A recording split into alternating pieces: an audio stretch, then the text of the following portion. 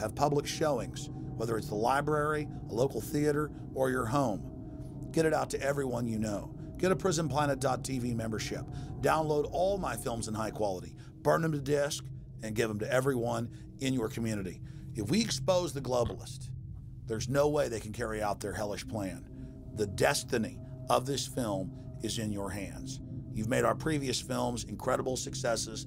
I'm counting on you now. So again, Infowars.com to get the DVD or call toll-free 888-253-3139 or see them all in incredible high quality at PrisonPlanet.tv. The ball is in your court.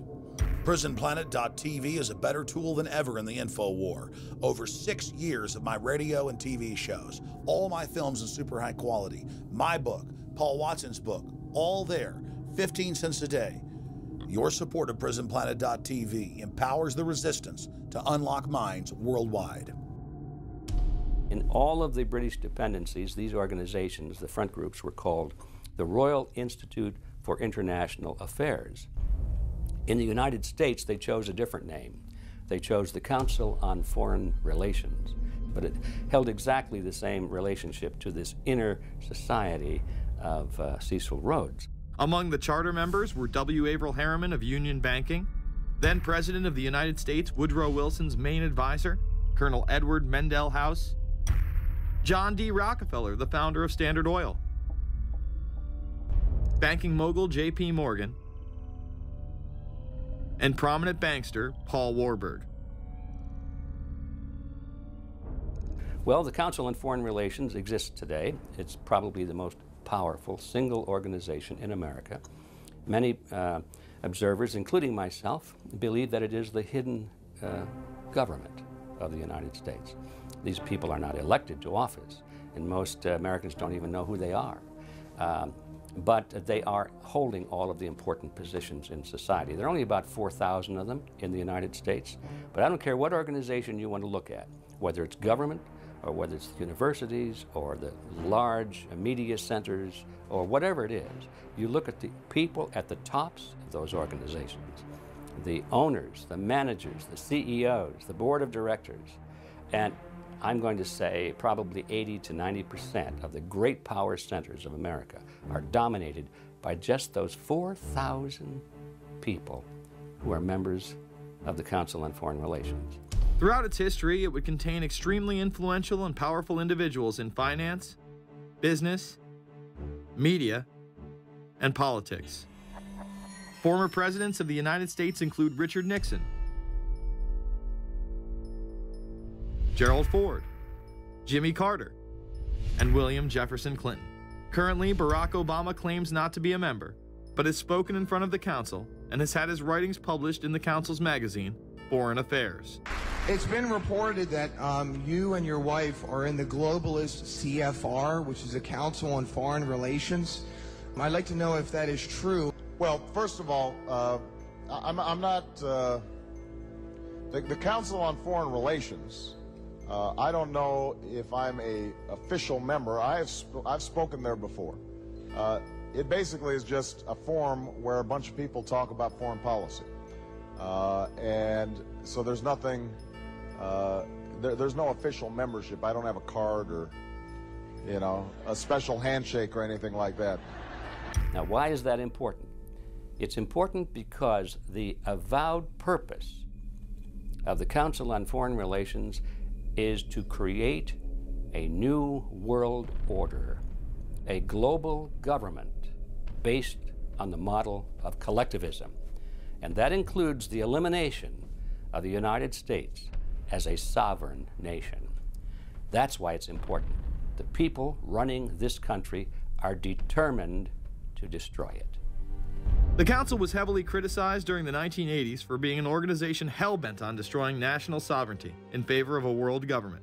So many of its members hid their association with the organization. Dick Cheney had this to say in response to a question by David Rockefeller, who became the CFR's youngest director in 1949 and was chairman of the board from 1970 to 1985. He remains an honorary chairman to this day.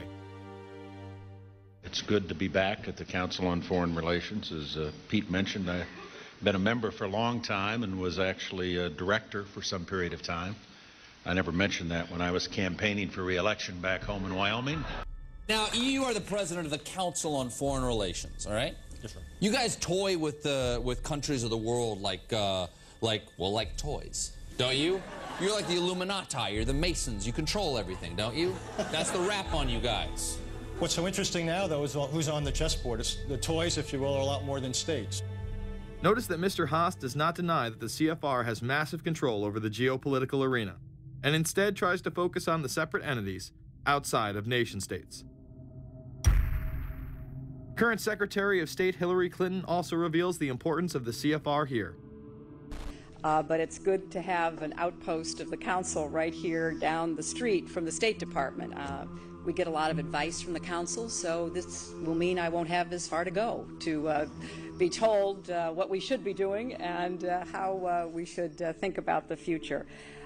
You have these private groups that are run and created by the elite, by the ultra-rich, wealthy families that have been manipulating global markets from behind the scenes for generations.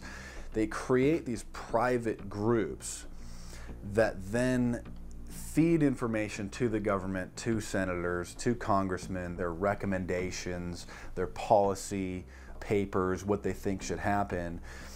And it's fascinating because if you actually read what it is that they're doing, the recommendations that they make, they're very able to get them put in place. Discussions that are going on in these private groups are really talks that should be going on in Senate committees and in the halls of Congress, but they're happening with these ultra-elite groups that are then pushing their propaganda into the political mainstream, and then it's becoming enacted, it's becoming put into law. Still not convinced the CFR is promoting a new world order? Listen to what Leslie Gelb had to say upon leaving the New York Times to chair the organization as its president in 1993. I loved it. Doing a column is a great job. I'm going to an equally great but different job, and in a way a job that caps everything I've been doing in my life, in government, in academia, and in journalism. I think that's what the Council on Foreign Relations will allow me to do.